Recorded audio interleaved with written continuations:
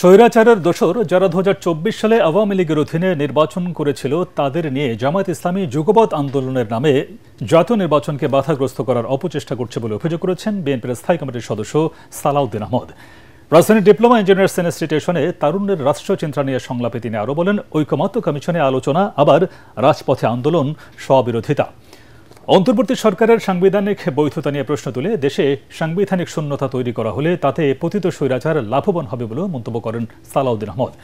সংলাপে এনসিপির মুখ্য সংগঠক হাসনাত আবদুল্লাহ বলেন, প্রচলিত রাজনীতির ধারাকে বদলে দিয়ে বাংলাদেশপন্থী রাজনীতিকে এগিয়ে নিতে চায় তার দল। এনসিপিকে নিয়ে নানা অপপ্রচার চালানো হচ্ছে বলে অভিযোগ করেন তিনি। বলছে বাংলাদেশ জামাত ইসলামী সরকার গঠন করবে, বিএনপি বিরোধী দলে যাবে। তো ভাই সব আপনারা কি নির্ধারণ করে দিয়েছেন বিএনপি বিরোধী দলে যাবে নাকি জনগণ করবে?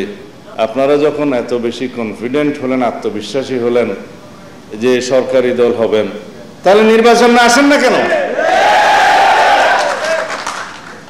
আজকে এই বাহানা, কালকে এই বাহানা, পরশু এই বাহানা দিয়ে নির্বাচনকে বাধাগ্রস্ত করতে চাচ্ছেন কেন? 2024 সালের 7 জানুয়ারি আমিডামে নির্বাচনে অংশগ্রহণ করেছিল, তারা যদি যুগপথের সঙ্গে হলে নিষ্পাপ হয়, তাহলে বাকি যারা 28টা দল দামি দামি নির্বাচনে আওয়ামী লীগের সঙ্গে হয়েছিল তারা কি মহাপাপী? আমি আপনাকে চ্যালেঞ্জ দিয়ে বলছি, এনসিপির পূর্বে ক্রিয়াশীল যে রাজনৈতিক দলগুলো ছিল, কারা এই মিডিয়া মাফিয়াতন্ত্রের বিরুদ্ধে কথা বলেছে, কারা এই ব্যবসায়ী মাফিয়াতন্ত্রের বিরুদ্ধে কথা বলেছে, আপনি কোন জায়গায় খুঁজে বের করেন। রাজনীতিবিদদের হাতে থাকতে হবে। আমরা আমাদের ভুল সংশোধন করে আমরা বাংলাদেশপন্থী রাজনীতিটা আমরা গড়ে তুলবো সবাই একসাথে।